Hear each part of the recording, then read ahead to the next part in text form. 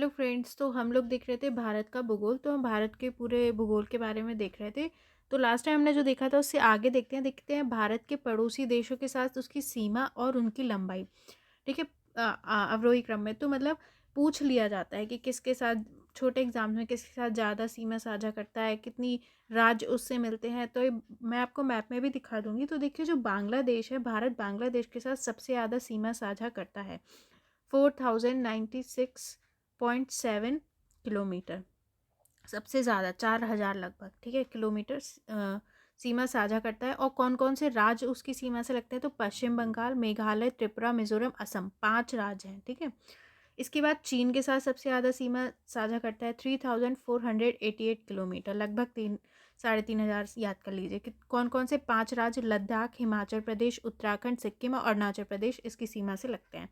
फिर है पाकिस्तान के साथ, ठीक है, 3323 किलोमीटर, लगभग 3000 से याद कर लीजिए।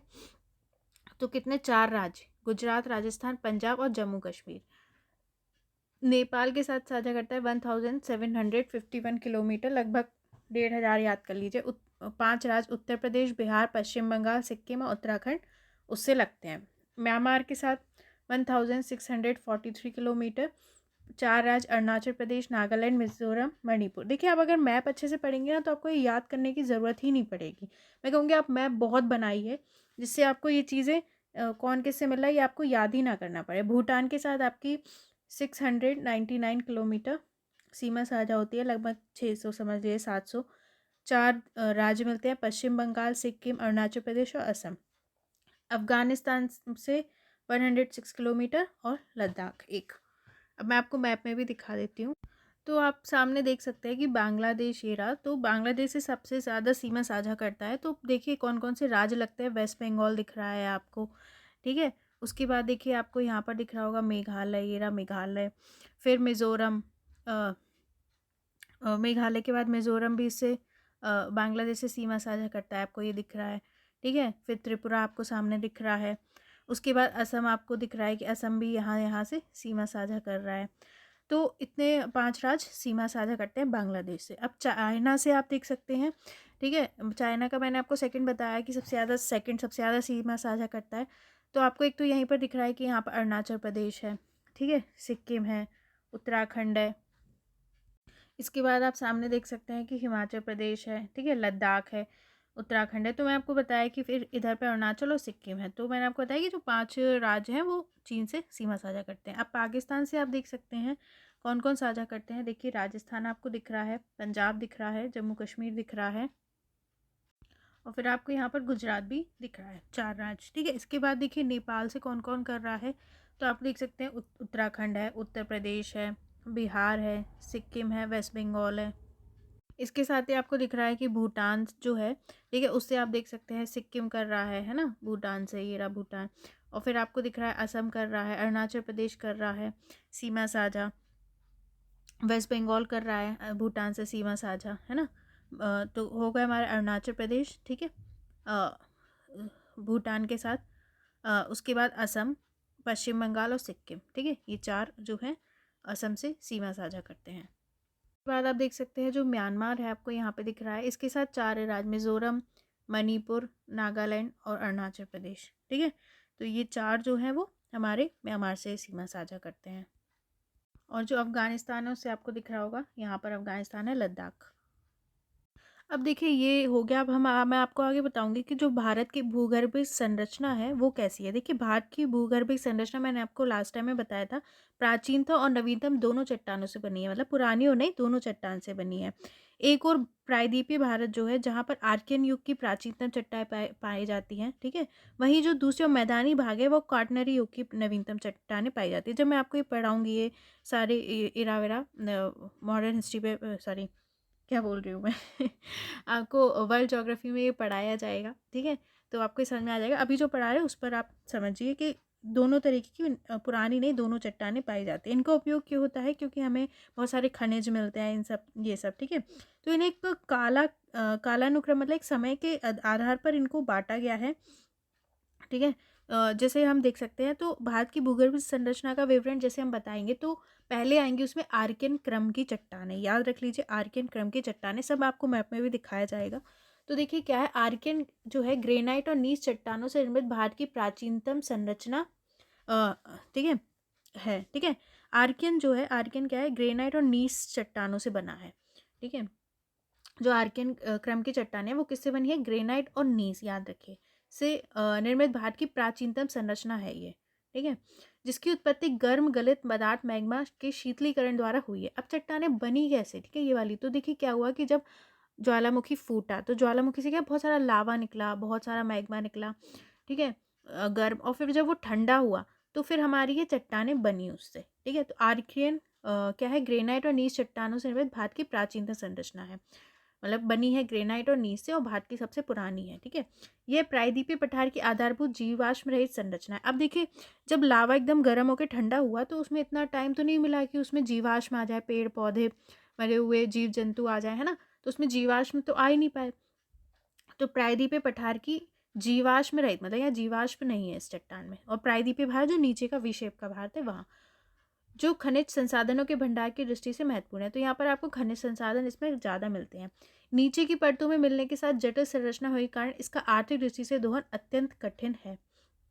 आर्कियन क्रम की चट्टानें क्या है, पहले बनी है तो नीचे की तरफ है, ठीक है, नीचे की परतों में मिलने के साथ ये जटिल संरचना है इसकी, इसके कारण क्या है, इसका आर्थिक दृष्टि से दोहन बहुत कठिन है, इसलिए इस संरचना का आर्थिक महत्व नहीं है, ज़्यादा इसका आर्थिक महत्व नहीं है, ठीक है। प्रायद्वीपीय पठार के अधिकांश क्षेत्रों में इस संरचना का विकास हुआ है। तो जो हमारा वी शेप का भारत है, प्रायद्वीपीय भारत नीचे, ठीक है, प्रायद्वीपीय पठार जो है उसके अधिकांश क्षेत्रों में क्या है, इस संरचना का विकास हुआ है। लेकिन दक्षिण पर्वतीय क्षेत्र, बुंदेलखंड नीस, पश्चिम बंगाल नीस में इस संरचना का सर्वाधिक विस्तार हुआ है।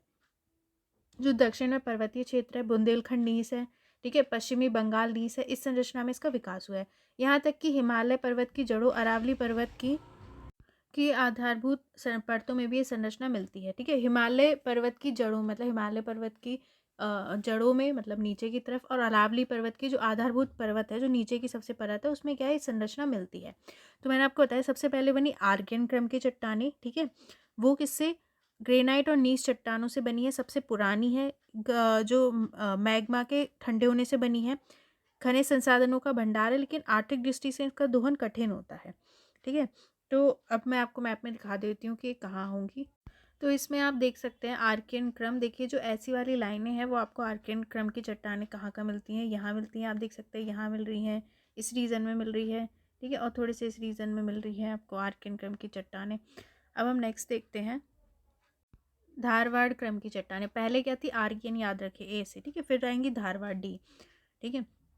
आर्कियन संरचना में भौतिक एवं रासायनिक परिवर्तन द्वारा प्राप्त अवसादों के निक्षेपण से धारवाड़ संरचना का विकास हुआ है, जो जीवाश्म रहित प्राचीनतम अवसादी चट्टान से बनी है। देखिए कोई चट्टान होती है जब वो टूटती जाती है, टूटती रहती है, फिर वो एक जगह जहाँ इकट्ठी होती है वहाँ प्रेशर और वो लगता है, ठीक है, टेम्परेचर और प्रेशर से वो चेंज हो जाती है, ठीक है, मतलब तो अगर नहीं, मतलब वो अवसादों से बनी है, अगर कोई चट्टान, मतलब अवसाद मिलकर बनी है बहुत सारे, ठीक है, बहुत सारी मान लीजिए चट्टानों के टुकड़े, पेड़ पौधे, अवसाद, मतलब क्या किसी भी चीज़ से अगर अवसादों से मिलकर वो चट्टान बनी है तो अवसादी चट्टान कहलाएगी, ठीक है। आर्कियन संरचना में भौतिक और रासायनिक परिवर्तन, जब भौतिक परिवर्तन हुआ और रासायनिक परिवर्तन हुआ आर्कियन संरचना में, तो क्या हुआ, अवसादों का जो निक्षेपण हुआ, जो इकट्ठे हुए, उससे धारवाड़ संरचना का विकास हुआ, जो जीवाश्म रहित प्राचीनतम अवसादी चट्टान है, ठीक है। तो देखिए बहुत पुराने समय भी इतनी जल्दी पेड़ पौधे जीव जंतु नहीं आए थे बहुत टाइम तक, ठीक है। एक बात बता रही हूँ, तो उसकी तो उसमें क्या है, जीवाश्म नहीं है, जीवाश्म रहित प्राचीनतम अवसादी चट्टान से बनी हुई है ये। इसका सर्वाधिक कायांतरण हुआ है, सबसे ज़्यादा इसमें चेंजेस हुए हैं, ठीक है। तो याद रखिए धारवाड़ क्रम की चट्टानें आर्कियन क्रम की चट्टानों के जब उनमें अब मतलब उनमें चेंज हुआ तो उनसे बनी अवसादों के निक्षेपण से, जीवाश्म इसमें नहीं मिलते हैं। खनिज संसाधन के भंडार उत्पादन की दृष्टि से संरचना का आर्थिक महत्व है। अच्छा, यहाँ पे खनिज संसाधन के भंडार मिलते हैं तो इसका आर्थिक महत्व है। इसका सबसे ज़्यादा विस्तार कहाँ है, कर्नाटक के जो धारवाड़ जिला है इसमें उसका सबसे सर्वाधिक विस्तार हुआ है। इसके अतिरिक्त छोटा नागपुर, पठारी क्षेत्र, अरावली पर्वत और शिलोंग पर्वत में भी इस संरचना का विकास हुआ है। देखिए छोटा नागपुर, पठार कहाँ है, ये सब अभी हम पूरी पढ़ेंगे भूगोल तो उसमें सब बताएंगे। तो सबसे ज़्यादा हुआ है कर्नाटक के धारवाड़ जिले में, इसके अलावा छोटा नागपुर, पठारी क्षेत्र में, अरावली पर्वत और शिलोंग पर्वत में इस संरचना का विकास हुआ है। धारवाड़ क्रम की चट्टानें परतदार चट्टानें है, तो इसमें जीवाश्म का अभाव पाया जाता है। ठीक है, परतों में है, मतलब पहले एक चट्टान बनी फिर दूसरी ऐसे करके, तो वो परतों में है और इसमें जीवाश्म नहीं है। यही कारण है कि यहाँ खनिज तेल और कोयले का अभाव है। देखिए, जीवाश्म जहाँ होता है वहीं खनिज तेल और कोयला बनता है, मिलता है। ठीक है, तो जीवाश्म नहीं है, तो यहाँ पे खनिज तेल और कोयले का अभाव है। धारवाड़ क्रम की चट्टानें आर्थिक दृष्टि से अधिक महत्वपूर्ण है, तो ये आर्थिक दृष्टि से महत्वपूर्ण है। देखिए, आर्कियन चट्टानें आर्थिक दृष्टि से महत्वपूर्ण नहीं थी, मैंने आपको बताया सबसे पहले बनी, तो इनको वैसे ही निकालना मुश्किल है। तो इसमें क्या होता है, जो धारवाड़ क्रम की चट्टानें है, इसमें कई प्रमुख खनिज जैसे लोहा, सोना, मैग्नीज, अभ्रक, कोबाल्ट, क्रोमियम, तांबा, टंगस्टन और सीसा आदि पाए जाते हैं। अब हम मैप में देखेंगे तो आपको सामने दिख रहा है कुड़प्पा और धारवाड़ रेड कलर से। जैसे देखिए, मैंने आपको बताया कि कर्नाटक के जो है धारवाड़ ज़िले में, ठीक है। तो ये यहाँ पर फिर मैंने आपको अरावली क्षेत्र में, छोटा नागपुर क्षेत्र में, शिलोंग पर्वत, तो यहाँ पर कई जगह इनका है। तो आप समझ सकते हैं कि फिर यहाँ पे क्या मिल रहा होगा। अभी मैंने आपको बताया क्या मिल रहा होगा, यहाँ पर हमें कई सारे खनिज मिल रहे होंगे, लोहा, सोना, ये सब। ठीक है, तो क्रम याद रखिए, लगाने को आ सकता है पहले आर्कियन, फिर धारवाड़, फिर कुड़प्पा। ठीक है, इसको तो आप ऐसे ही याद रख सकते हैं, AD फिर K आएगा, है ना, जैसे क्या आएगा ABCD में, तो फिर कुड़प्पा क्रम की चट्टानें। अब ये क्या है, आर्कियन और धारवाड़ संरचना में भौतिक और रासायनिक परिवर्तन से प्राप्त अवसादों के निक्षेपण से कुड़प्पा संरचना का विकास हुआ है। जो आर्कियन क्रम की चट्टानें थी और जो धारवाड़ संरचना थी, जब उसमें चेंज हुआ, भौतिक और रासायनिक परिवर्तन हुआ, तो फिर उनसे प्राप्त जो अवसाद था, ठीक है, मतलब मैं आपको बताया अवसाद मतलब वो जो चट्टान से टूट टूट कर आ रहा है, एक जगह इकट्ठा हो रहा है। ठीक है, तो उन अवसादों के निक्षेपण से एक जगह इकट्ठा होने से कुड़प्पा संरचना का विकास हुआ। इन चट्टानों का रूपांतरण धारवाड़ क्रम की चट्टानों की तुलना में कम हुआ है। तो मतलब ये धारवाड़ क्रम की चट्टानों से कम मिलती है कुड़प्पा संरचना। इन चट्टान यह भी जीवाश्म रहित अवसादी चट्टान से निर्मित है, मतलब इनमें भी जीवाश्म नहीं होते, जिसमें चूना पत्थर का सर्वाधिक विस्तार है, सर्वाधिक भंडार है। तो कुड़प्पा क्रम में क्या है, चूना आपको चूने ज़्यादा मिलेगा। ठीक है, चूना पत्थर, तो ये याद रखिए। आंध्र प्रदेश के कुड़प्पा क्षेत्र में इस संरचना का सर्वाधिक विकास हुआ है। देखिए, नाम से भी जहाँ मिला है वहाँ से भी नाम रखा है। अगर कुड़प्पा क्षेत्र से मिला है तो आंध्र प्रदेश के कुड़प्पा क्षेत्र में इस संरचना का सर्वाधिक विकास हुआ है। इसके अलावा छोटा नागपुर, पठारी क्षेत्र और अरावली पर्वत में भी इस संरचना का विकास हुआ है। ठीक है, तो मैंने आपको बताया था जहाँ धारवाड़ क्रम की चट्टानें थी वहीं पे कुड़प्पा क्रम की। कुड़प्पा क्रम की चट्टानें में बलुआ पत्थर, चूना पत्थर, संगमरमर आदि के लिए प्रसिद्ध है। ठीक है, तो बलुआ पत्थर, चूना पत्थर, संगमरमर आदि यहाँ पे मिलते हैं। ठीक है, तो लाइन से लगाएंगे आर्कियन, धारवाड़, कुड़प्पा, उसके बाद आएगी विंध्य। ठीक है, विंध्य आएगी, याद रखें। तो विंध्य क्रम की चट्टान, इन चट्टानों का निर्माण कुड़प्पा क्रम की चट्टानों के बाद हुआ। ठीक है, फिर विंध्य क्रम की चट्टानें बनी। कुड़प्पा संरचना के विकास के बाद अवसादों के निक्षेपण से विंध्य संरचना का विकास हुआ। तो जब कुड़प्पा संरचना के बाद जो अवसाद हुए थे उनके निक्षेपण से क्या बना, विंध्य संरचना, जो लाल बलुआ पत्थर और चूना पत्थर चट्टान से निर्मित संरचना है। तो इसमें क्या मिलेगा आपको, लाल बलुआ पत्थर, चूना पत्थर, इनके इसमें जीवाश्म के प्रमाण मिलते हैं लेकिन धात्विक खनिजों का अभाव है। ठीक है, अब इसमें जीवाश्म मिलते हैं लेकिन धात्विक खनिज नहीं है। भवन निर्माण पदार्थों के भंडार के कारण इसका आर्थिक महत्व है। भवन निर्माणकारी पदार्थ मिलते हैं हमें यहाँ पे ज़्यादातर इन चट्टानों से। इसका सर्वाधिक विकास विंध्य पर्वतीय क्षेत्र में हुआ है। तो ये येलो से बना हुआ आप देख सकते हैं, विंध्य जो आपको दिख रहा है विंध्य क्रम की चट्टानें। ठीक है, यहाँ पर हमें क्या भवन निर्माणकारी पदार्थ मिलते हैं, जीवाश्म के प्रमाण हमें यहाँ मिलते हैं, धात्विक खनिज का अभाव होता है। ठीक है, तो ये हमारा क्रम था। आगे भी बची है गोंडवाना, फिर डकन ट्रैप, इन सबको हम नेक्स्ट वीडियो में देखेंगे। ठीक है, फिर टर्शियरी क्रम की चट्टानें, फिर क्वाटनरी क्रम की चट्टानें बची है, तो हम नेक्स्ट वीडियो में देखेंगे। अगर आपको पसंद आ रहा है तो इसको प्लीज़ ज़्यादा से ज़्यादा शेयर करिए। Thank you.